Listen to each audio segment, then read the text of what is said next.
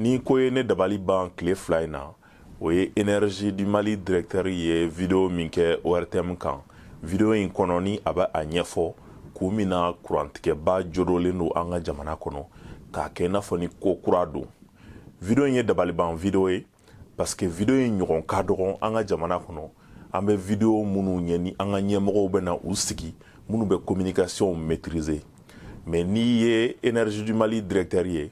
énergie du Mali min ka bon ni Mali société bɛɛ ye sɔrɔ sira fɛ i bɛ se ka mɔgɔw sara minnu b'a i dege k'i kalan kuma la walasa i bɛ se ka mana da mɔgɔw ɲɛ la cogo min na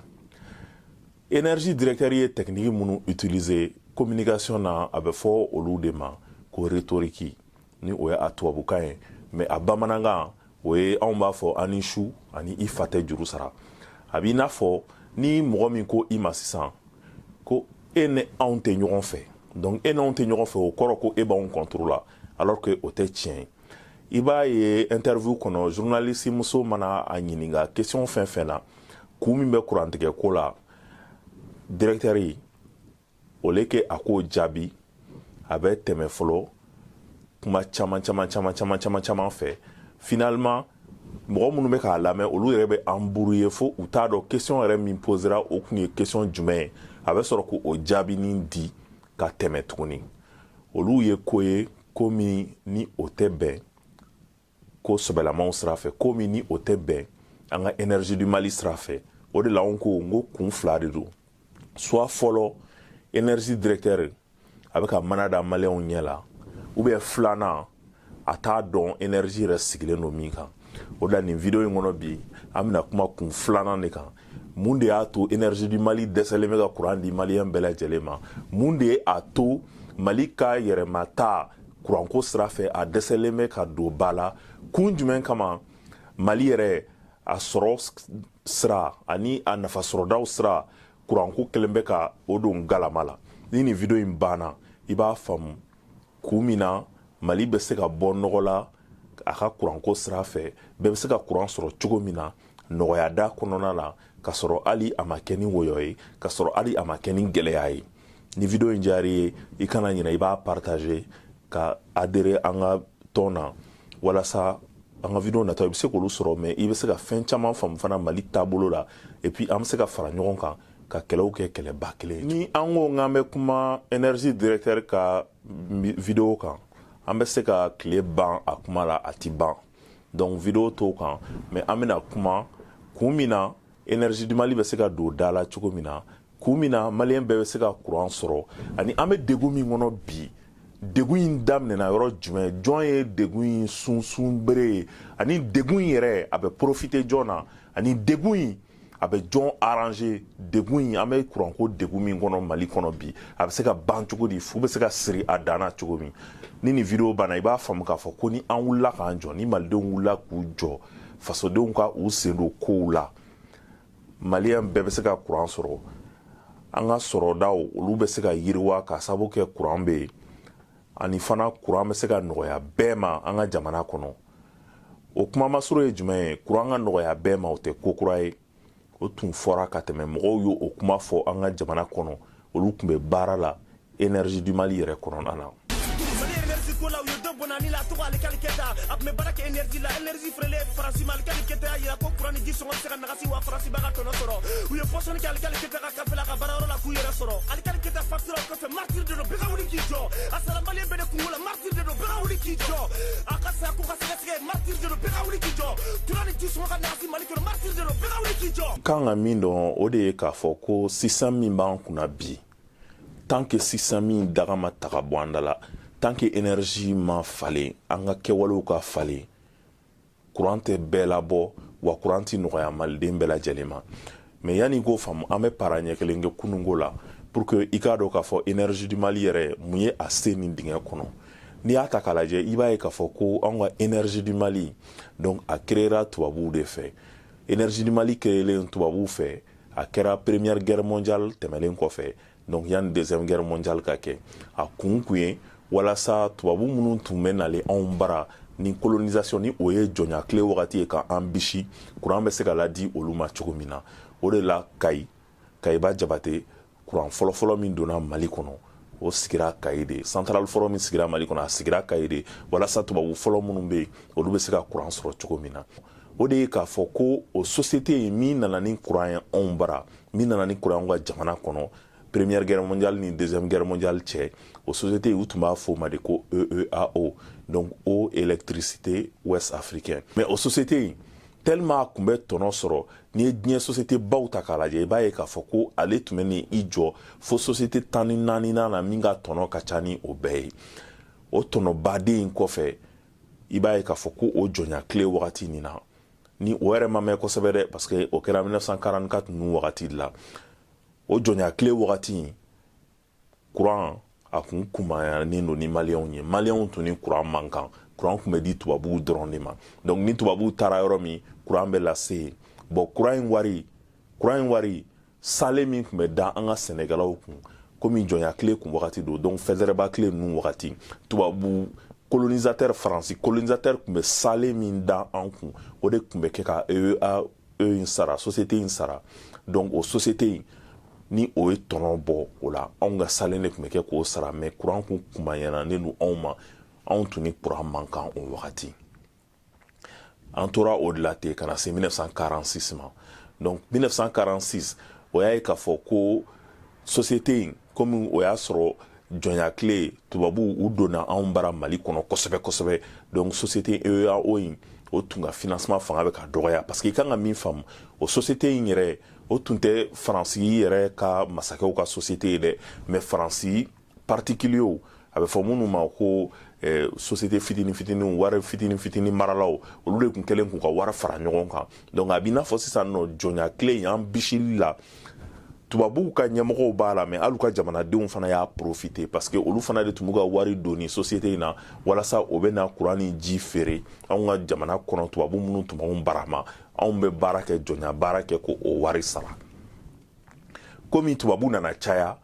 donc société EEAO in tɛ se ka taga fan bɛɛ parce que moyen ba tɛ a bolo alors que a ye recette kɛ komi n y'a f'i ɲɛna cogo min na diɲɛ kɔnɔ société 14nan de tun don min ka tɔnɔ ka ca ni société bɛɛ ye mais o bɛɛ n'a ta o ta komi jɔnya tilew b'an bisi de kan an tɔnɔ bɔ o de kama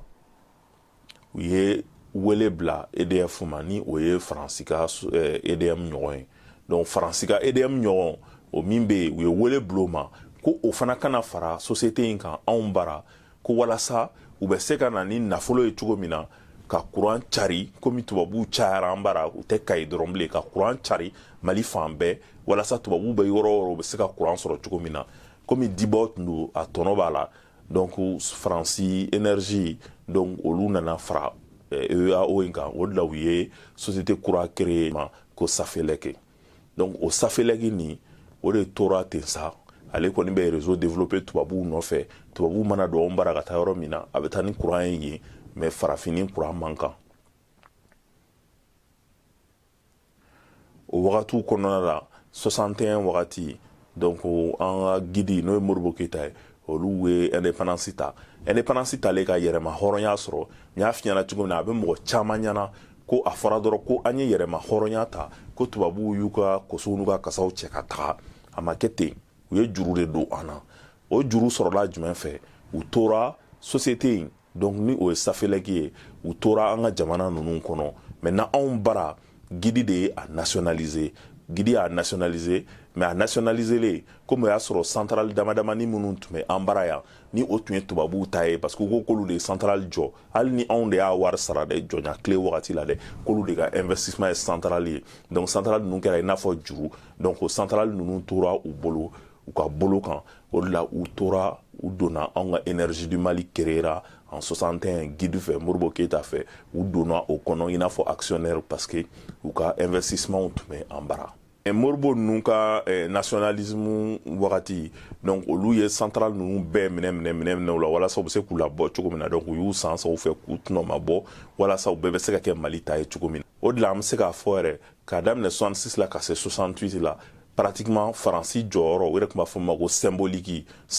dɔrɔn de tun don énergie du Mali kɔnɔna na parce que décision foyi tun t'a bolo bilen Mali tun ye a ka niyɔrɔ a jɔyɔrɔ bɛɛ minɛ k'a bɛɛ san a bolo ka ban mais jɔyɔrɔnin fitinin tun b'u bolo u tora énergie kɔnɔna na ten tɔ maintenant i kan ka min faamu i n'a fɔ anw bara an b'a fɔ cogo min na masakɛ o masakɛ mana na parce que anw ka kuranko anw ka kuran n'an ka jiko ala ye a kɛ ka anw sɔn jiw la ka babaw ka an bara ka kɔbaw kɛ an bara donc babaw ni kɔbaw o de ye kuran sanima ye baraji kuran o kuran o de ye kuran jɛlen ye o de bɛ se ka kɛ nɔgɔya ye diɲɛ bɛɛ ma bɛɛ bɛ se ka kuran sɔrɔ nɔgɔya la parce que ji ye ala ta ye donc ji ye ala ta ye donc ji bɛ an ka kɔw kɔnɔ an ka baw falen don baraji kuran bɛ se ka kuran di bɛɛ ma nɔgɔya la o de la depuis o wagatiw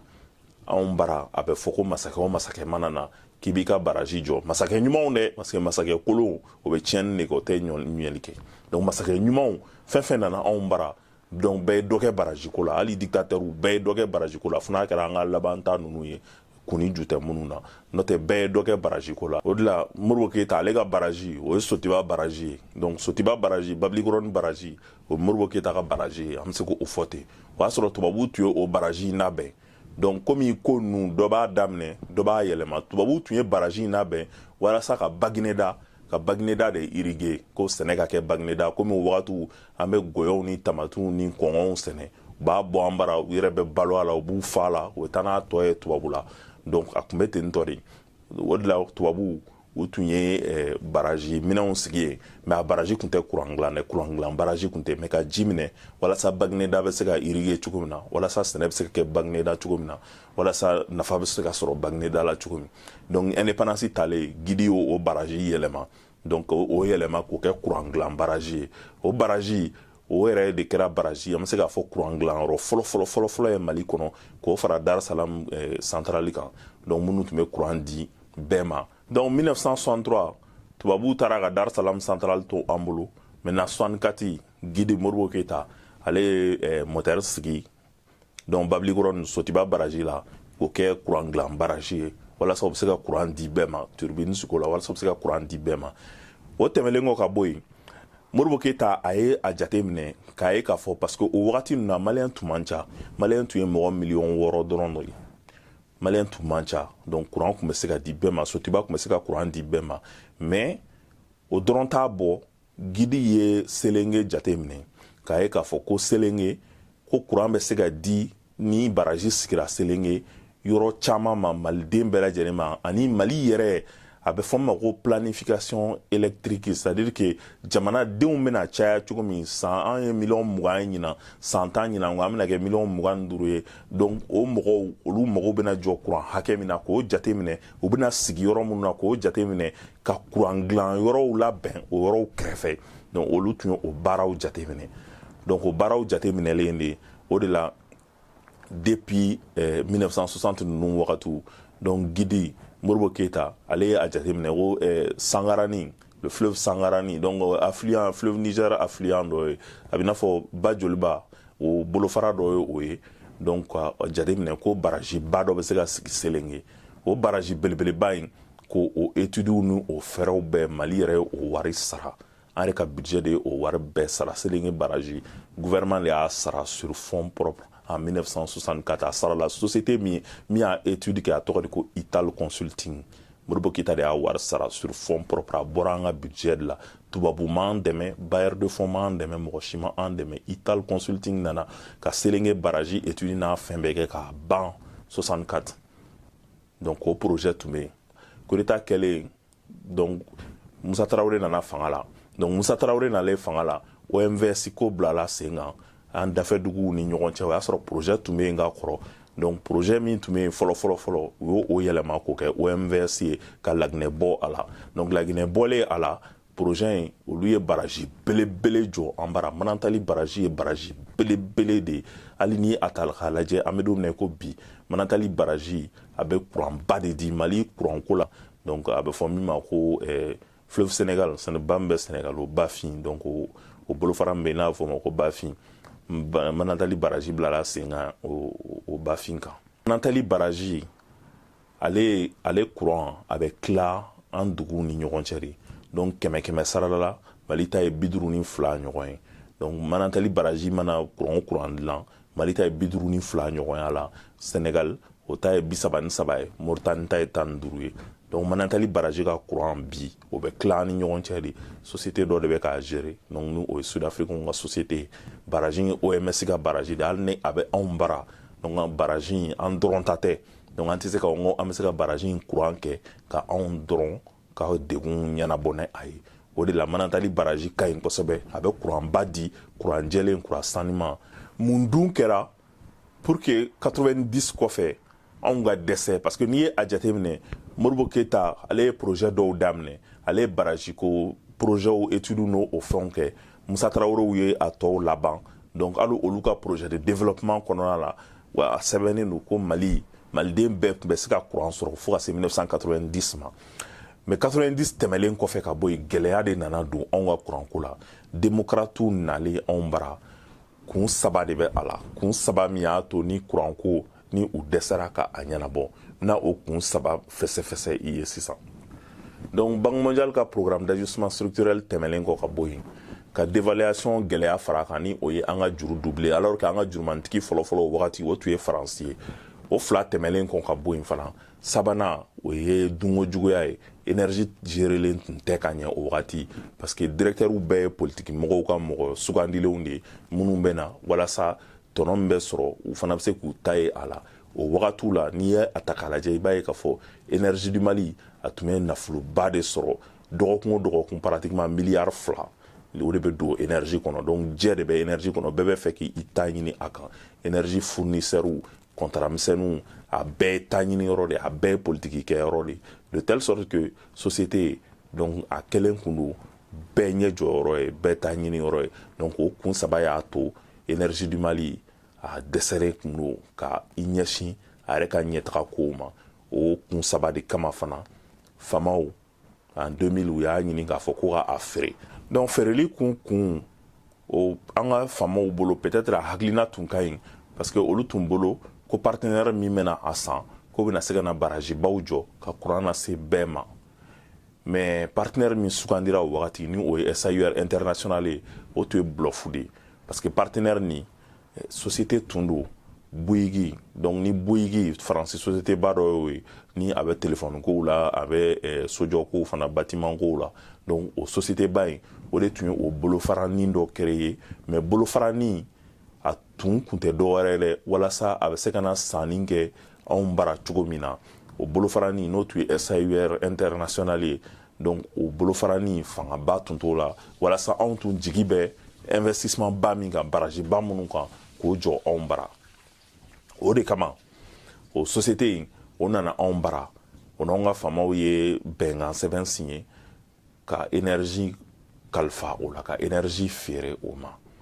o énergie feerelen o société in ma i b'a ye k'a fɔ ko société in en réalité bi i bɛ se ka ye k'a fɔ ko laɲini wɛrɛw tun bɛ a la énergie sanni parce que o wagatiw o y'a sɔrɔ an tun bɛ l'an 2000 la o wagatiw o y'a sɔrɔ Mali tun bɛna don téléphone portable ko la donc licence kow tun bɛ sen na donc Bouygues o tun ɲɛ bɛ anw ka licence ko de la kosɛbɛ kosɛbɛ ka tɛmɛ énergie du Mali kan parce que téléphone o nafa ka bon kosɛbɛ o tɔnɔ ka bon kosɛbɛ kosɛbɛ ni courant baara ye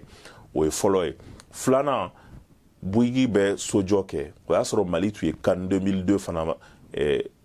organisation sɔrɔ CAN tun bɛna na labɛn Mali la donc Bouygues tun ɲɛ bɛ fana stade baw ni hôtel baw jɔli marché la donc o fana tun ye a to a y'i sen don anw ka ni énergie ko la ka anw ka famaw blufu ka sɔrɔ a ye société min créé o société ni Bouygues belebeleba in moyen bɛ min bolo olu liyelen tɛ ɲɔgɔn na o société in bɛ a dama hali ni mɔgɔ kelen t'aw don donc u tun tɛna société belebeleba in wari ta ka n'o don anw ka énergie la bon o de kɛra anw ka mɔgɔw tromper yɔrɔ ye mais i b'a ye k'a fɔ o kɛlen komi Banque mondiale tun kɛlen bɛ ka daga don anw da la ko fo ka énergie in feere donc Banque mondiale ka daga bilen daga kɛnɛ de sigi anw da la ko fo ka énergie in feere ka sababu kɛ juru minnu b'an na komi n y'a f'i ɲɛna cogo min juru bɛ sara de n'i ma juru sara i b'i ka société de feere k'a ka juru sara donc anw ka famaw finalement u ye énergie in feere SAUR international ma SAUR international ko k'ale bɛ investissement kɛ Mali la ko fo 600 millions d'euros donc société énergie feerela ni o layidu de 600 millions d'euros k'olu bɛ o investissement de kɛ Mali la o yɔrɔ de la i b'a ye k'a fɔ ni ye SAUR international mɔgɔw lamɛn ani ni anw ka o wagati faamaw lamɛn u ka kumaw u bɛ fɔ ɲɔgɔn kɔ kosɛbɛ donc SAUR international mɔgɔw b'a fɔ ko olu tun ye investissement donc olu tun ye baara daminɛ k'olu ye baara daminɛ réseau kɔnɔna la ko mais en même temps ko olu ko ka courant ni ji ko o sɔngɔ labɛn ko faamaw ma sɔn o ma parce que ko olu tun ka baara kɔfɛ k'olu tun bɛ ka perte sɔrɔ courant ni ji la bon ni du y'a olu lamɛn i b'a ye k'a fɔ u ko k'olu nakunba dɔ fana ye k'o ye Manantali baraji ye ko parce que ko tellement que Manantali baraji ko n'o labɛnna k'o maintenance n'o fɛnw kɛ k'o capacité bɛ se ka courant di Mali bɛɛ ma ko f'olu bɛ taa courant tɔ feere Côte d'Ivoire jamana kan donc o fana tun ye u ka jatew dɔ ye mais o jate kɔfɛ hali n y'a f'i ɲɛna cogo min téléphone ko ani kan ko o de tun y'u ka motivation ba ye donc u ma kan sɔrɔ u ma licence sɔrɔ donc u ye u bolo jigin dɔɔni o ye a kun fɔlɔ ye kun filanan fana o ye an yɛrɛ ka faamaw ye politiciens ye parce que o wagati o y'a sɔrɔ kalata tun bɛ sen na donc kalata tun bɛ sen na Alpha Umaru Konare de tun bɛ fanga la donc Alpha Umaru Konare ale ye fanga perdi donc ale tun tɛ se ka présenter bilen donc ATT nana bon ni du y'a jateminɛ ATT ale tun ye campagne kɛ ko ka courant ni ji de nɔgɔya bɛɛ ye donc ATT ka campagne kun ye ko ka courant ni ji di bɛɛ ma ka courant ni ji nɔgɔya bɛɛ ye donc ATT n'ale fanga la donc o kɛra gɛlɛyaba ye SAUR international mɔgɔw bolo kosɛbɛ kosɛbɛ o gɛlɛya o fɔlɔfɔlɔ o sɔrɔla jumɛn fɛ i b'a ye k'a fɔ ko olu ko ka dɔ fara courant ni ji sɔngɔ kan donc ko ka dɔ fara courant ni ji sɔngɔ kan ko parce que ko olu bɛ ka perte komi ni a jateminɛ société privée ale sigikun ye walasa ka tɔnɔ de sɔrɔ k'o tila donc alors que gouvernement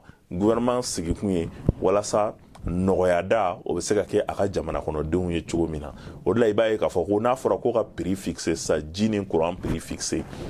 normalement n'i ye privé ta k'a lajɛ privé bɛ a jateminɛ courant ni ji n bɛ joli don a baara la ani n ye investissement minnu kɛ n ye wari minnu bɔ donc olu ni o wari bɛ ban san 10 kɔnɔ donc o tɔnɔ n b'o tigɛ ka tɔnɔ dɔɔni ta donc n bɛ sɔrɔ ka courant feere n ka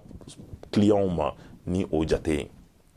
donc société privée b'a ɲini k'a fɔ i n'a fɔ sanni feere sira fɛ sisan ni n y'a san 20 ale t'a feere 20 dɛ ale b'a ɲini k'a feere 25 bɛ 30 de bon gouvernement ka laɲini tɛ ka tɔnɔ kɛ mais gouvernement ka laɲini ye de k'a feere a ka jamanadenw ma jamanadenw bɛ se ka prix min sara donc ni gouvernement y'a laraka 20 ni gouvernement b'a feere minnu ma n'olu ka sɔrɔ mumɛ bɛɛ lajɛlen ye 30 ye donc gouvernement tɛ se k'a feere olu ma 20 n'o tɛ o ti balo donc gouvernement kan k'a feere olu ma nɔgɔya da la 15 ou 12 donc gouvernement ni u ma ɲɔgɔn faamu o yɔrɔ la parce que u ka laɲiniw tɛ kelen ye kosɛbɛ kosɛbɛ donc o de y'a to banque mondiale y'i pan k'i jɔ tuguni o yɔrɔ la ko prix juste ko prix min kan ka kɛ courant ni ji sɔngɔ ye ko o prix ko o kan ka kɛ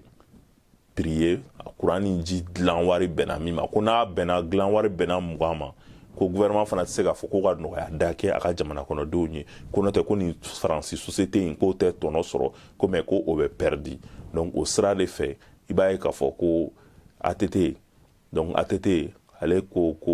finalement ko gouvernement yɛrɛ bɛ société ba in donc olu bɛ tɔnɔ o kan ka tɔnɔ min o bɛ min jɛ perti u b'a fɔ min ma perti donc ale min b'ale ka wari ni a ye min donna a la jɛ ko gouvernement bɛ o wari sara donc gouvernement ye 11 millions d'euros sara Bouygues ka o filiale ye en 2004 donc o kɔfɛ 2003 fana la tuguni gouvernement ye 10 millions d'euros sara donc 10 millions d'euros 11 millions d'euros donc san o san gouvernement bɛ wari de sara o faransi société ye walasa a bɛ se ka courant di an ka mɔgɔw ma cogo min an yɛrɛ ka énergie an yɛrɛ tun bɛ min baara an ye finalement an taara an coron jɔ la jɔ min ni a bɛ n'a fɔ danga quoi ni danga b'an kɔ an taara an kan don jɔ la jɔ min ni an dɛsɛlen don k'an yɛrɛ bɔ a la donc ATT y'a ka campagne kɛ ko ka courant di bɛɛ ma donc ATT ye courant di bɛɛ ma parce que tubabuw ka jate ye courant tun kan ka di minnu bɛ se ka courant sara de donc faamaw waritigiw minnu sigilen don faama quartier la ka courant di yen fantan quartier courant ni ji kana lase yen donc ATT ko ka courant ni ji di maliden bɛɛ lajɛlen ma nɔgɔya la o tun y'ale ka politique ye donc courant ni ji dira bɛɛ ma client nana caya client cayara donc juru sarabalu fana cayara client cayara juru sarabalu cayara énergie fanga nana dɛsɛ donc énergie fanga dɛsɛlen normalement SAUR international ni ale kan ka investissement baw de kɛ donc ale donkan kɛra n'o de k'a bɛna investissement baw kɛ o kuma masuru ye jumɛn a kun fɔra a dontɔ ko san 5 kɔnɔna na ko a bɛ courant na se dugu 97 de la san 5 kɔnɔ k'a bɛ courant na se dugu 97 de la mais a takuma wagati SAUR international takuma wagati san 5 kɔnɔ pratiquement san 4 kɔnɔ a kun ye courant na se dugu 30 de la alors que san 5 kɔnɔ a kun kan ka courant na se dugu 97 mais a ye courant na se dugu 30 dɔrɔn de la bon o dugu 30 tɛmɛlen kɔfɛ ka bɔ yen a ma foyi fara an ka capacitéw kan donc a ye i yɛrɛ ta parce que yan'a k'a yɛrɛ ta ale ka jate kɛra jumɛn ye anw bara n y'a fɔ cogo min na anw ka masakɛw bɛ barajiw de jɔ n'i ye baraji jɔ o bɛ courant baden de produit baraji bɛ courant min produit bɛɛ bɛ dɔ sɔrɔ a la ji b'anw bara fan bɛɛ baraji bɛ se ka sigi yɔrɔ baden de études kɛlen don k'u bila donc faamaw b'u ta dɔrɔn ka financement ɲini ka baraji sigi mais baraji sigi o tun tɛ privé ninnu arrangé o tɛ énergie yɛrɛ faama dɔw arrangé parce que n y'a f'i ɲɛna cogo min énergie mɔgɔw ta bɛ sɔrɔ gasoil san ani gasoil marché donc énergie mɔgɔw ka wari bɛ sɔrɔ o de la kosɛbɛ kosɛbɛ ani énergie baarakɛlaw n'a directeurs n'a politiciens minnu sen b'a la a bɛɛ tɛ dɛ mais a fanba minnu kɛlen bɛ k'an coro donc o stratégie in u y'o sɔrɔ SAUR nin de fɛ parce que SAUR ka stratégie ye jumɛn n'i ko i ka baraji jɔ sisan i b'a jateminɛ peut-être que baraji bɛ taga i jɔ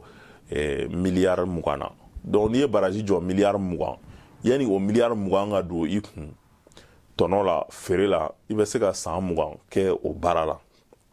donc SAUR dun b'a ye k'a fɔ n'olu ye miliyari 20 bɔ u kun ka san 20 kɛ k'u sigi k'o kɔnɔ o tɛ olu arranger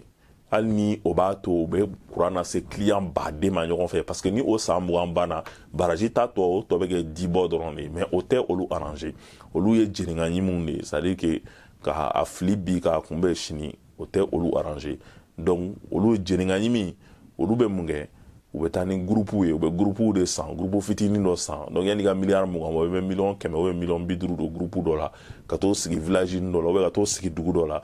donc i bɛ gasoil dɔɔni k'o kɔnɔ ka courant feere dugudenw ma ni o ye comme ça n'i y'o kɛ o cogo la ten dugudenw bɛ courant sarali min kɛ i bɛ continuer ka gasoil sara n'o ye i bɛ continuer ka i ka groupe fana wari la bɔ dɔɔni dɔɔni en même temps ka tɔnɔ fana sɔrɔ o la o ka teli parce que groupe da man gɛlɛn o ka teli parce que fana gasoil fana sɔngɔ o bɛ to ka jigin ka yɛlɛ wagati dɔw la donc i bɛ se ka gasoil caman san a ka nɔgɔ wagati minnu na donc o tɔnɔ telima mais ni o tɛ anw nafa donc o tun ye SAUR ka stratégie ye SAUR y'o stratégie min bila sen kan donc o de y'a to u ma u sen don baraji ko la anw bara donc baraji courant baraji o ma dilan anw bara ATT ni SAUR mɔgɔw ma se ka ɲɔgɔn faamu kosɛbɛ parce que ATT ko ka courant di bɛɛ ma olu tun ka laɲini ka courant di faamaw ma n'u ka stratégie ninnu donc u ye dugu 97 min layidu ta u ye 30 dɔrɔn de kɛ o la parce que u tun tɛ fɛ ka taa yɔrɔw la fantanw bɛ yɔrɔ min parce que u tun b'a dɔn ko fantanw tɛna se ka courant sara olu bɛ fɛ ka courant prix lase niveau min na parce que o tɛ dɔwɛrɛ ye courant jɛlen courant ɲuman ni o ye baraji kura ye olu tun tɛ fɛ ka baraji jɔ mais olu tun bɛ fɛ ka groupe de san olu sigiyɔrɔ la donc o de senfɛ i b'a ye k'a fɔ ko o wagatiw la 2004 ninnu wagatiw yɛrɛ o y'a sɔrɔ Nicolas Sarkozy ale tun ye Faransi ministre des finances ye donc ale ani Faransi ka lasigiden min bɛ an ka jamana kɔnɔ Mali la n'o ye Faransi ambassadeur ye o ni AFD ka représentant olu yɛrɛ tun ni ATT fɔra ɲɔgɔn kɔ kosɛbɛ kosɛbɛ a ko la ko fo ka dɔ fara courant wari kan an ka jamana kɔnɔ ATT ko pɛtu ko fɛn tɛ fara courant wari kan an ka jamana kɔnɔ donc finalement Faransi Bouygues ka o société in o y'i sen bɔ a la a m'i sen bɔ dɔrɔn dɛ u ni an ka faamaw ye bɛnkan sɛbɛn signé ko fɛn fɛn kɛra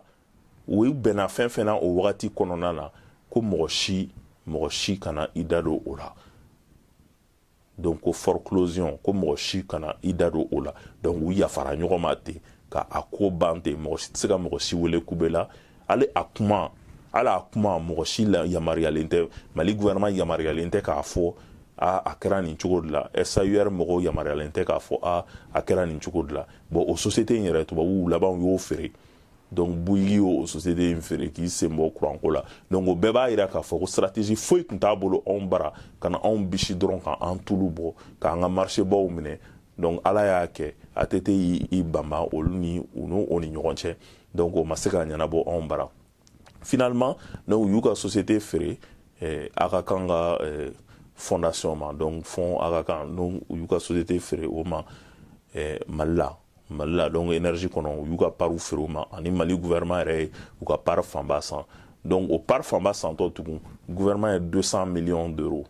200 millions d'euros 200 millions d'euros o de taara anw ka compte kɔnɔ k'o sara faransi société in ye tugun walasa a bɛ se k'i sen bɔ anw ka énergie ko la k'a ta wagati na ka na se fo bi ma donc gouvernement ale ye majoritaire ye énergie kɔnɔna la 66% donc a tɔ o bɛ privé u bolo donc n y'a fɔ cogo min na Aga Khan ye caman san a la o fondation maintenant olu de bɛ anw ka énergie ko courant ko gérer mais comme 66% bɛ gouvernement bolo o t'a to fana gouvernement fanga t'a la wari t'u bolo ou bien vision t'u la walasa ka baraji jɔ nka en tout cas ATT ka taw sa baraji ko kɔfɛ parce que o baraji fana tun kan ka courant di mais ala y'a kɛ gɛlɛyaw nana don kɔrɔnfɛ kow la donc o kow lasumayara kosɛbɛ mais an ma a kuma mɛn baraji ko kuma tɛ fɔ la foyi foyi fo bɛ ka an bluff dɔrɔn u bɛ groupe san ka essence k'o la groupe essence juru min b'u la groupe essence juru min bɛ énergie la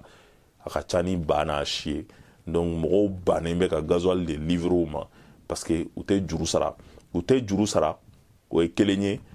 u bɛ marchéw di u yɛrɛ dɔnbagaw ma olu de bɛ sara olu bɛ an gɔrɔnkɔ juru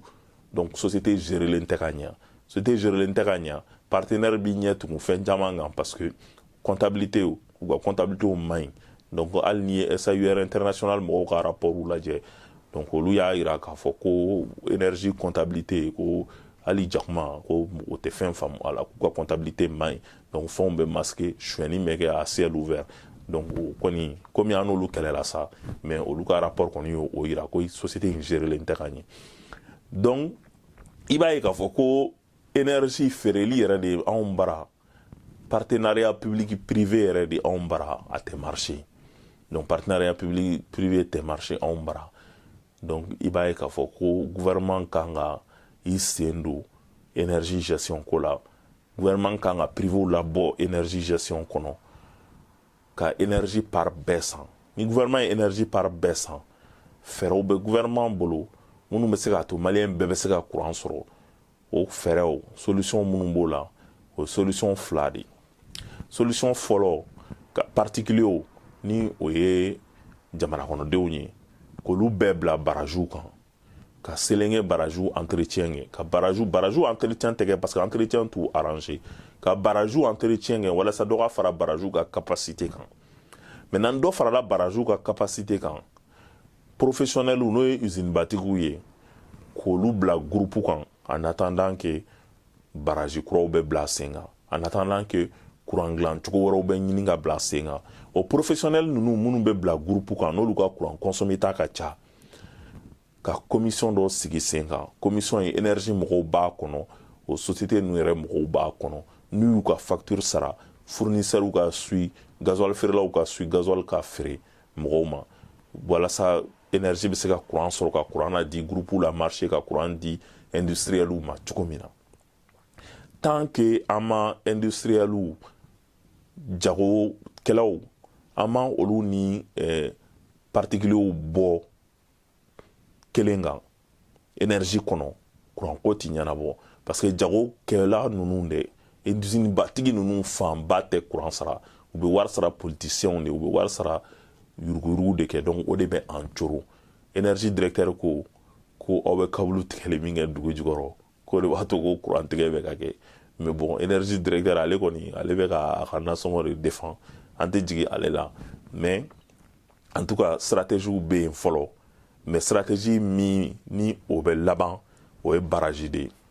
baraji minnu bɛ yen k'olu labɛn baraji kuraw bila sen kan ni baraji bilala sen kan sɛnɛ bɛ kɛ baraji kɛrɛfɛ duguw la sɛnɛ tɛmɛlen kɔfɛ ka bɔ yen courant bɛ di nɔgɔya la mɔgɔw ma o dɔrɔn de ye Mali ka courant ko sira fɛ an bɛ se ka bɔ nɔgɔ la sira ye cogo min na parce que tubabuw tatɔ ko Mali tɛ se ka a yɛrɛ sɔrɔ kuranko sira fɛ parce que Mali ani dugubaw ka jan ɲɔgɔn na n'i ye Niger ninnu lajɛ Niger bɛ kuran sɔrɔ Nigeria fɛ parce que frontière bɛ olu ni ɲɔgɔn cɛ bon ala ma anw ni duguw gɛrɛ ɲɔgɔn na minnu ka kuran capacité ka bon kosɛbɛ k'a fɔ k'olu bɛ se ka kuran feere anw ma mais a y'anw sɔn bajiw la donc tant que an ma baraji kura jɔ n y'a f'i ɲɛna cogo min na tant que président bɛɛ tun bɛ baraji ko de laban Modibo Keyita y'a ka baraji kow daminɛ Musa Tarawele y'a ka baraji kow daminɛ ka a laban Modibo ka baraji kow laban fo 90 donc Mali ka autonomie tun b'a bolo énergie sira fɛ maintenant n'u nalen ka Banque mondiale sen don a la an dɛsɛra o de la sisan an bɛ mun kɛ an b'an sigi k'u lajɛ de wa ou bien an bɛ wuli k'an jɔ an yɛrɛ k'an sen don ko la an k'an ka kuranko minɛ an k'a gérer an ka investissement baw kɛ baraji kow sira fɛ an ka a daminɛ fɔlɔ ka professionnel usine baw ko ni particuliers bɔ ɲɔgɔn na énergie ko sira fɛ ka usine baw bila groupe kan u yɛrɛ k'u ka groupe ko gérer u ni énergie mɔgɔw en attendant que baraji kura ka bila sen kan walasa ka courant d'u ma entre temps ka réseau bonya courant ka di bɛɛ ma nɔgɔya kɔnɔna na pour que o baaraw ka kɛ f'i ka an ka formulaire filɛ nin ye i k'o de rempli i ka fara anw kan an jama bɛ ka caya don o don an jama bɛ ka caya don o don don min na n'an bɔra o don o ye yɛlɛma don ye kana to o don ka f'i kɔ kana to o ka lakale i ye i sen don o la o de la ni video in diyara i ye i b'a partager walasa mɔgɔ caman bɛ bɔ an ka kibaruyaw kalama k'an bɛn